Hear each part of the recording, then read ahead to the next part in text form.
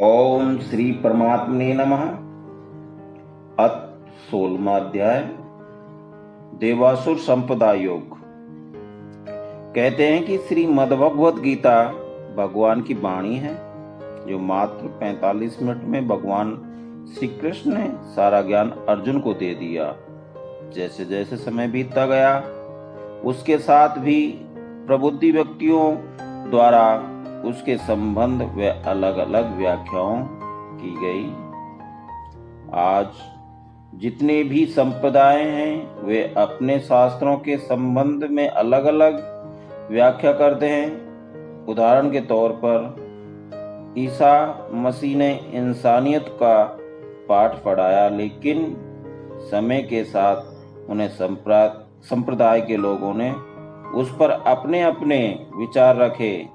ये जरूरी है कि जब भी किसी ग्रंथ का अध्ययन किया जाए तो उस पर विश्वास किया जाए।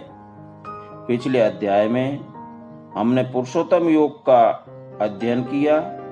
हर पदार्थ नाशवान है, अविनाशी है, परंतु जिसका क्षय नहीं होता वह है पुरुषोत्तम यानी ईश्वर, अर्थात कृष्ण। देव योनि विभोग योनि है, परंतु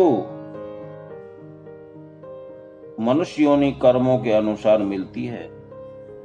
मनुष्य योनि कर्म योनि में ही जिसमें कर्म किए जाते हैं, बाकी योनियों में तो कर्मों का फल ही भोगा जाता है। इस संसार की बात की जाए तो ये दो प्रकार के संप्रदाय के लोग पाए जाते हैं। देवी और आसुरी संपदा के लोग, इन्हीं के आधार पर पुनर्जन्म होता है।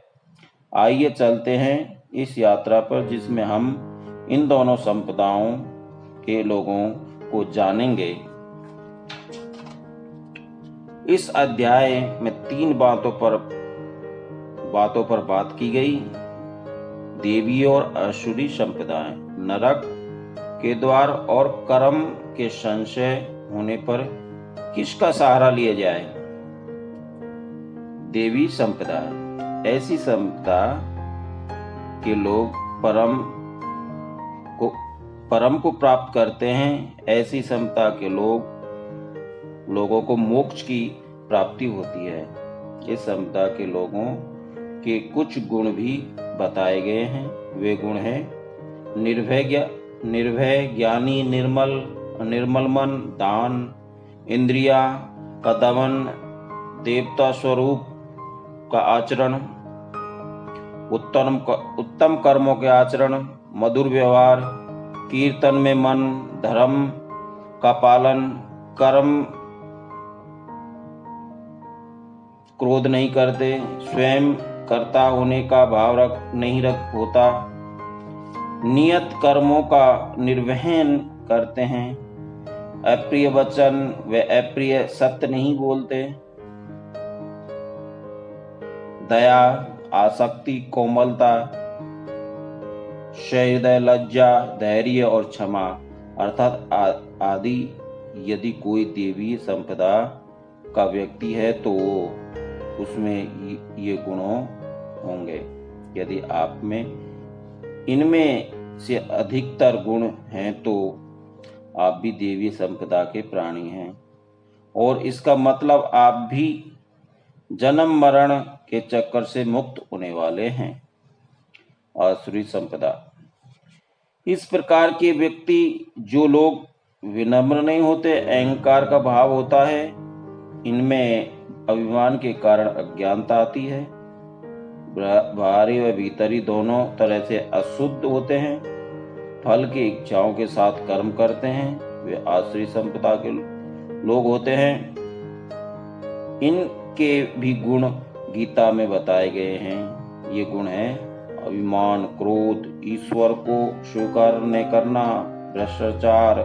ऐसे गुणों के व्यक्ति पुनर्जन्म लेते हैं और नीच योनि में जन्म लेते हैं। ऐसे व्यक्ति कामनाओं पर आश्रित होते हैं। मैं आपसे कहना चाहूंगा कि अपने पौराणिक ग्रंथों को पढ़ें, श्रेष्ठ मार्गों पर चलें ताकि देवी संपदा को प्राप्ति कर सकते हैं। श्री कृष्ण कहते हैं, जो पुरुष अपने आप को ईश्वर समझ लेते हैं, ऐसे आसुरी व्यक्ति बार बार जन्म लेते हैं, अपने कर्मों को भोगते रहते हैं। तीसरी बात तो कृष्ण अर्जुन को समझाते हैं, वह है नरक में जाने का मूल कारण है। जो व्यक्ति काम, क्रोध, लोभ करता है, जो इन कामनाओं को रखता है, ऐसा पुरुष नरक में जाता है। कृष्ण कहते हैं, कर्म में संशय की स्थिति में शास्त्रों को पढ़ना चाहिए, शास्त्र की बात माननी चाहिए और शास्त्र संवत व्यवहार करना चाहिए। हम सभी देवी तत्व को प्राप्त करने के लिए बने हैं, उसके लिए हमें क्रोध, लोभ से बचना चाहिए। इनसे बचने से देवी संपदा की ओर कार्य बढ़ने लगते हैं। अगले अध्याय में हम श्रद्धा को समझेंगे, उसके प्रकार को जानेंगे और श्रद्धा का भोज, तप और यज्ञ में क्या संबंध है, ये जानेंगे। इस भाग में बने रहिए। जय श्री कृष्ण।